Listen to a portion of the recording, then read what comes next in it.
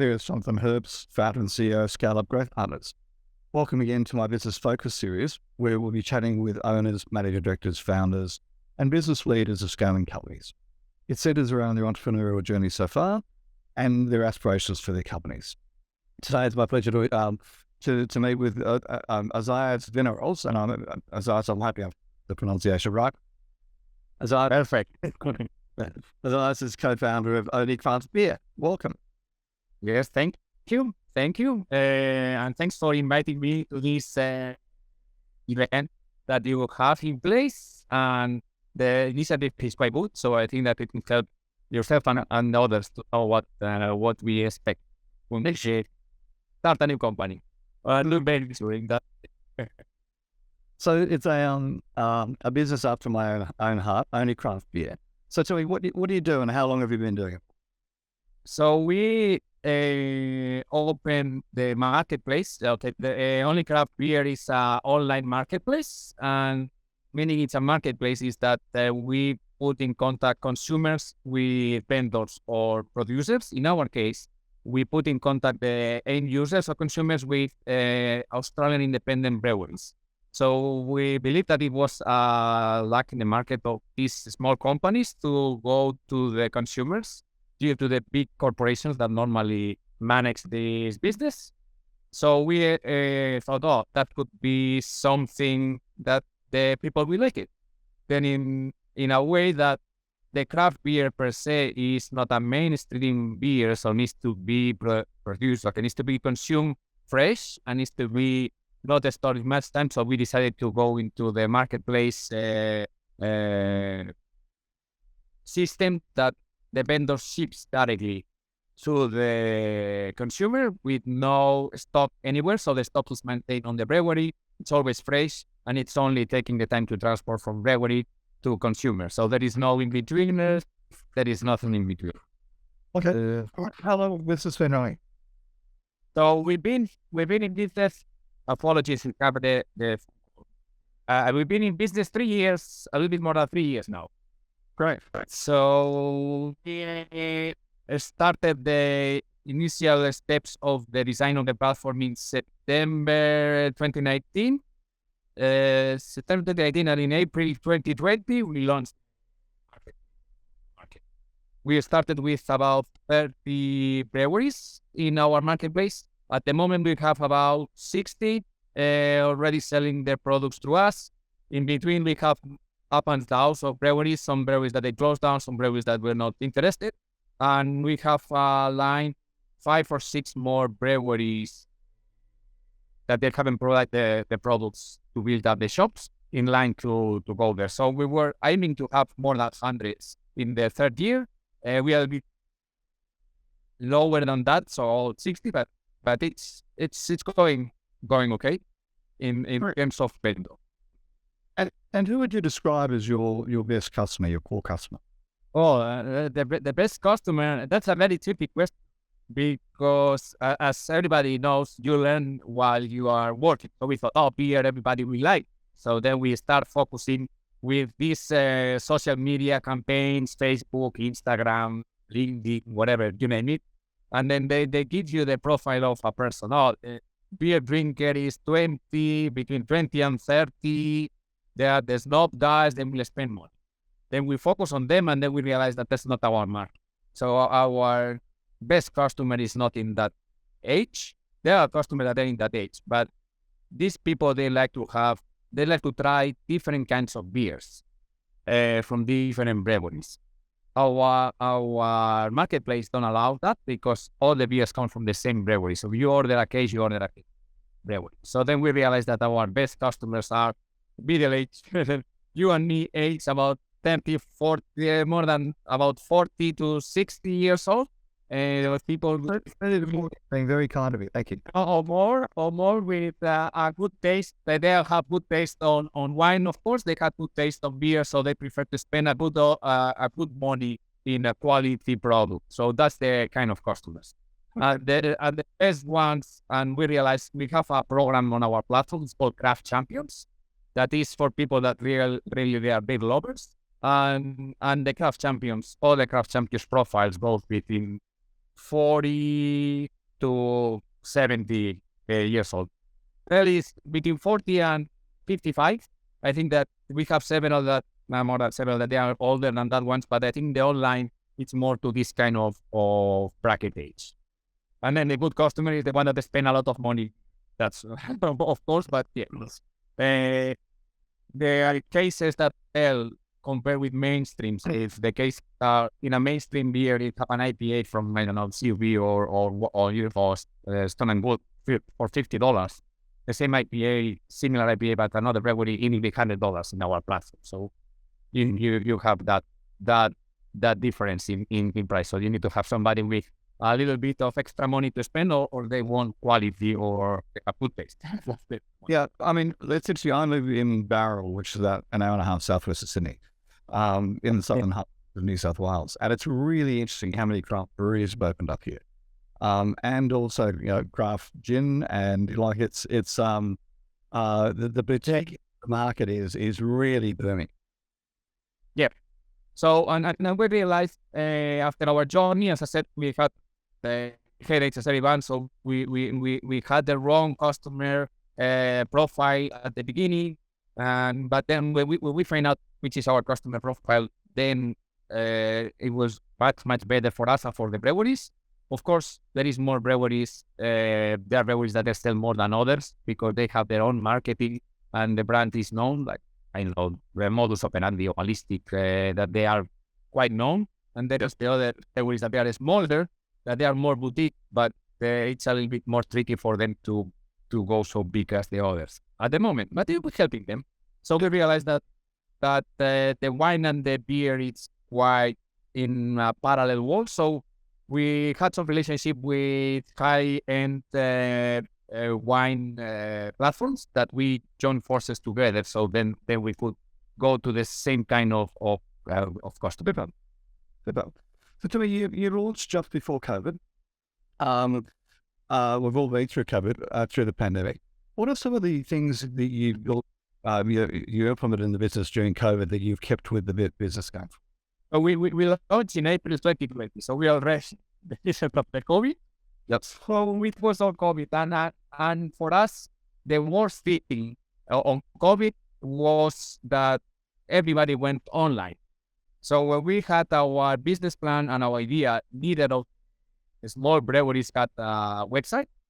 So everyone that joined us before that, they don't have a website. They don't even bother to have a website because their main business was to sell beer on their cellars or on the brewery per se.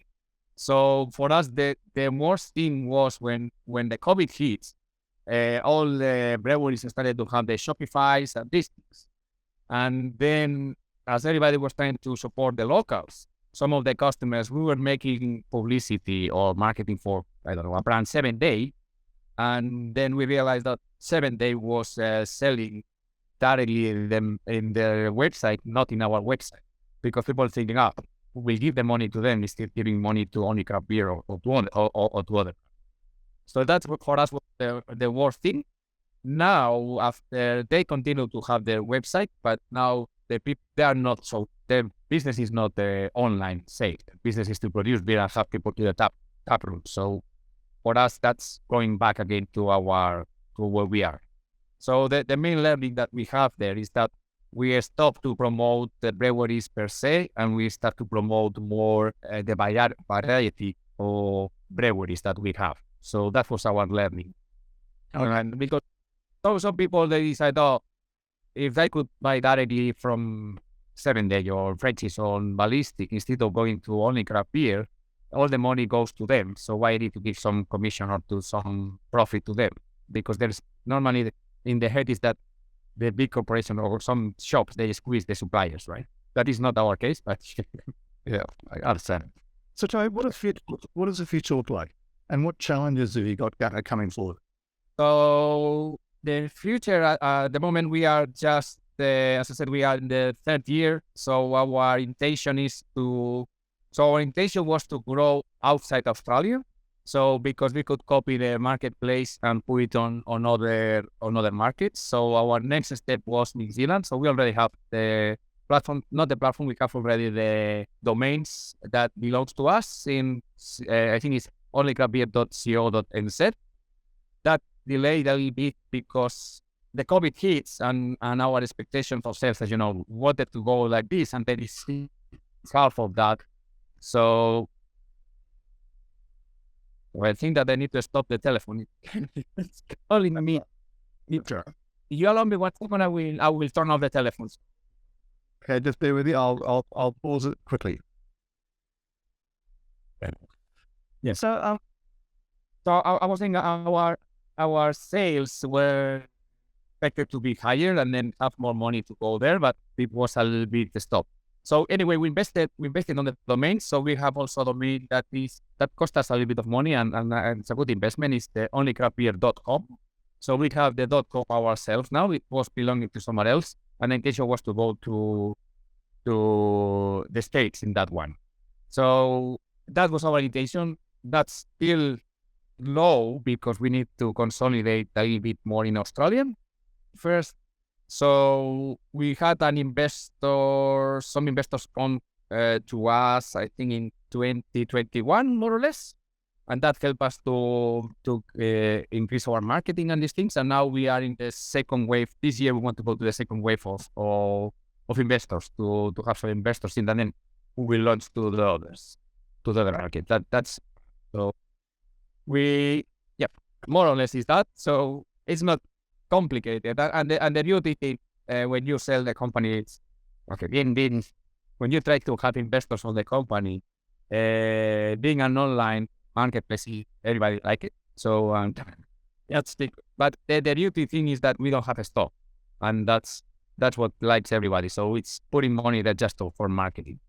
Right. Okay. Set up. So what has been the biggest learning that you've had since you've been a business owner? When you started is the timing. The time that you spend much more time than that one. So you need to try to put a balance between private, personal life, your own company. So I mean, imagine that happens the same to you if you work for yourself. So put more time on that than others. That's one. But once you get along with that one, so it's okay. So at the beginning, it's the most complicated. Once we had everything automated in a way and with the proper partners, it takes a little bit less of my time in that case. The second biggest learning is that you need money to make money. If we say it that way. So you think, can we open a bottle shop? Oh, bottle shop, you need to do the fit out, you need to lease that and the other. And they have a stock. Oh, that's a lot of money. We go online. Online it's not nothing, but you have the models like Facebook, Google, Instagram, all the companies around that they want to make money from you. Plus, they use that to compete against our competitors. So they said, that Murphy is spending $1 per click. So you want to be before them or above them, you need to have 1.5 or 1.25. And I imagine that they do the same with the other, just for them to make money. So the second learning is try not to put much money on these platforms, because at the end they hook you and they start to give you orders, but then after 2 weeks they want you to spend more money on them, so the orders are reducing and the cost of acquisition is increasing. Yeah, there's both really interesting points. I'd like to just sort of go back to the first one, if you don't mind. No, it's Yep. Well, I'm quite a bit older than you, and I've been a CEO a couple of times, and I'm now this is my business advising CEOs and coaching CEOs. And one of the critical things I focus on early on is getting that. I won't call it work-life balance, because I don't think any entrepreneur has work-life balance. But it is, how do you get that? And I put it in the form of, my coach, a guy called Dan Sullivan, talks about focus days, preparation days, and free days.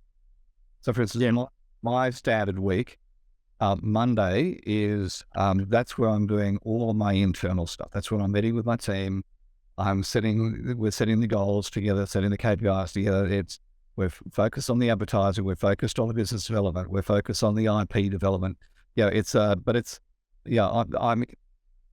internally with my team, both here and my larger team working there. Tuesday, Wednesday, and Thursday, they're my focus days. That's when I generate the income. That's when I coach my clients. That's when I go and do my speaking engagements. That's when I go. It's all client or this is a bit unusual. We're doing this interview on a Friday, but normally I would only do it on Tuesday, Wednesday, and Thursdays. Okay. And then Friday is a mixture of, at the moment I've got a key project which is understanding AI and implementing AI into my business and also into my clients' businesses. So that's normally Friday. And then Friday afternoon, I take it off. Hopefully have lunch with my wife every couple of weeks when she's not too busy, and coach my kids in sport, and that's my free time. Where I'm focused on recreating myself and recreating my family and my friends and everything else. And it's to organize the entrepreneurs organize their diary in a way which takes into account focus, preparation, and free time. I find it hugely powerful. And when you jumped on, your son had been on, and he changed the name on the iPad that you're doing the recording for. Yes. I'm lucky. We're in a small country town, so my kids come home from school and they come home to my office, and I've got signs on all the doors saying Zoom in progress, be quiet type stuff. But it gives me the balance. It's so important because entrepreneurs, we can. And what do they say? You spend your whole life being an entrepreneur, and at the end of the day, you retire, and no one wants to see you because you made no effort. It's so important. Anyway, that's off on my rant. And in my case, I have when I was working in a company, and then I decided to leave that company to follow this dream. And then when that was more in automatic way, and we have all the colleagues that helping, so I'm back on the market world. So I still have that company, but I'm working in a company per se, Monday to Friday. So I just trying to organize everything and have at least the whole Sunday or Saturday afternoon and Sunday with the family.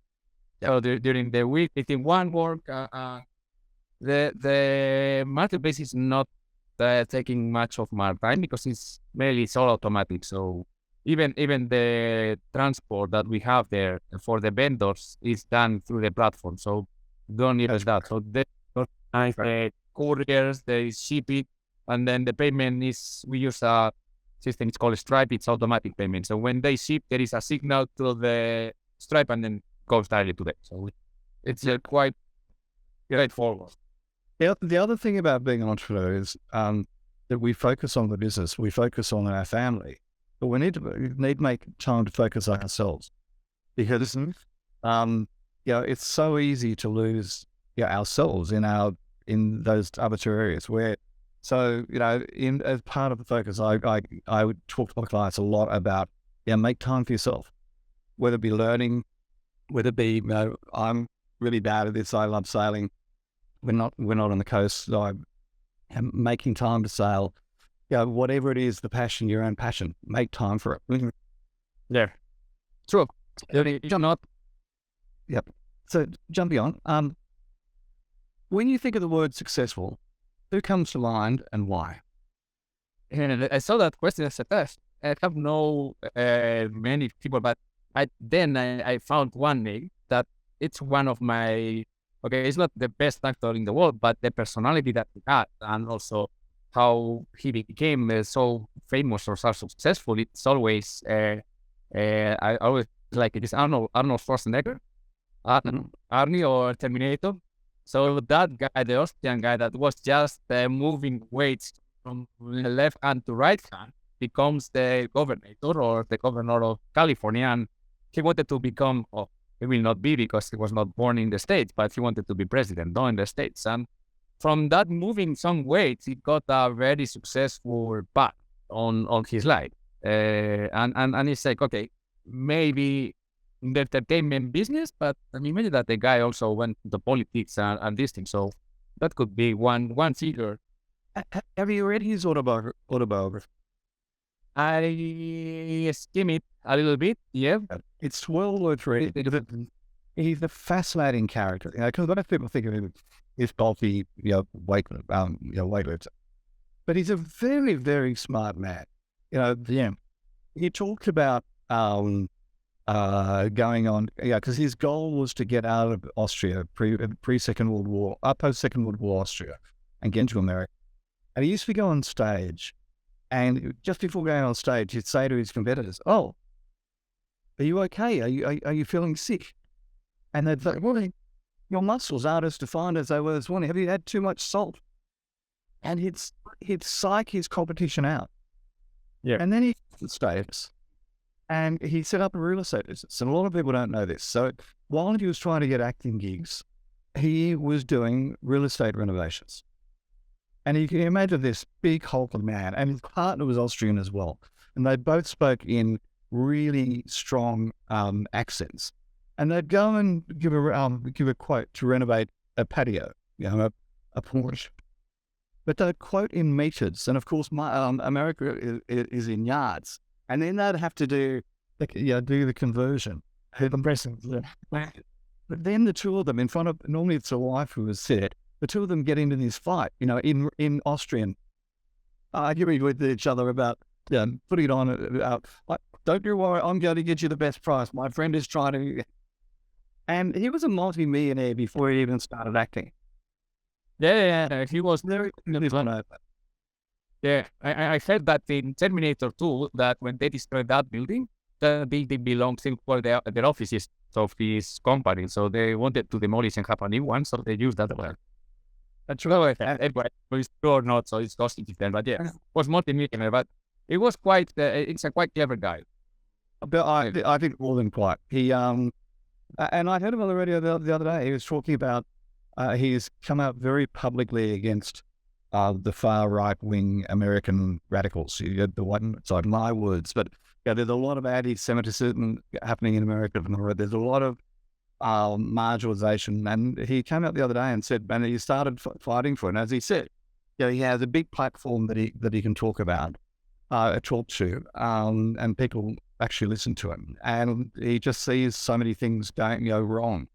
And the other thing in there, the last 10 years since he retired as governor, is setting up after school care to keep the kids off the streets. Teaching them soccer, and he's got this program of hundreds of schools in California to keep the kids off the streets and away from crime. Great choice of good. Okay, so are you a reader? Are there any books or blogs or podcasts you'd recommend? So I'm not a fan of the blogs or the posts. I'm not following much any business, the mentoring or these things, and even I don't have any book. I'm reading more fiction books than regular business books. Sometimes, and I know there is a saying, and you see that you want to be millionaire, follow my steps. So the books that they sell at the airport all the time. So 3 steps to be millionaire like me, and said, okay, that's. If everybody reads that book, everybody will be millionaire. So sometimes there is a lot of smoke on those ones. And I imagine that not all of them are the same, but I'm not quite fan of those ones. So could not recommend any, sorry. No, in many ways I disagree. And I try to have one novel happening all the time, just to take my mind off. And once again, it's about me. Yeah. Okay, last question. Any last piece of advice or parting words for entrepreneurs? Piece of advice, please don't copy my idea of only craft beer. No, joking about that one. Yeah, piece of advice is I will say that sometimes there is not greener outside. So, as I said, we spent a fortune on the wrong customer profile, and the fortune went to the big corporations like Google, Facebook. And because we have the wrong indication by our assessors, so that They said, this is the kind of customer you need to go. And then we realized that it was not for us. Maybe it's for a bottle shop. So it's better to sit down a little bit, don't be so excited, and plan a little bit further and said, okay, maybe it's not the right way. So there is other options, and then try to analyze all the options. That's the first thing. I think really. I think that's a great piece of advice. Essentially you're saying getting the product market fit right and work out who your core customer is. And if you don't do that at the start, we've got a lot of money. Yeah, we had some presentation of our marketing companies that they wanted to work with us. This is your customer. And they said, the customer that drink a lot of beer is the ones that they drive motorbikes. I said, yeah, it could be, but I don't think that these guys will spend $100 in a case. They will spend 50 or 40, and if they could get it for free, much better. Or the youngsters. So they know everything. So all the marketing companies that they try to go give you that thing, they know everything more than you. They said, and they present numbers and said, you get convinced. It's just a matter of putting money. You pay the marketing company, you pay Google, you pay them, and at the end of the day, each case of beer, it cost me $200 if you make the numbers, and I get only a percentage of sales commission from the sales. So it's like, what I'm doing here, I'm draining money to the big corporation. So that's the thing. It's just be a little bit more careful. That's our learning that we have. So now, I'll try to press the wrong button. That's really, really good advice. Yeah, defining the core customer and getting the product market fit is it's the first step. Yeah, and it's I think it's so people know wine. We put wine or beer. Everybody drinks wine or drink beer. Yes, but not everybody is want to spend $1,000 in a bottle of pitfalls, 2,000 or whatever it is, or $100 in a case of cans. So it's that slight difference between one drinker and the other drinker. It makes you a big difference on your marketing expenditure and also in growing your business. That's it, right? Very good. So thank you so much. No problem. Thanks for your time and thanks for inviting me. So it's appreciated that once. I've enjoyed our conversation. In fact, I always enjoy the conversations. It's great. So now you have no excuse to order some beer. So Exactly right. Thank you so much. Thank you.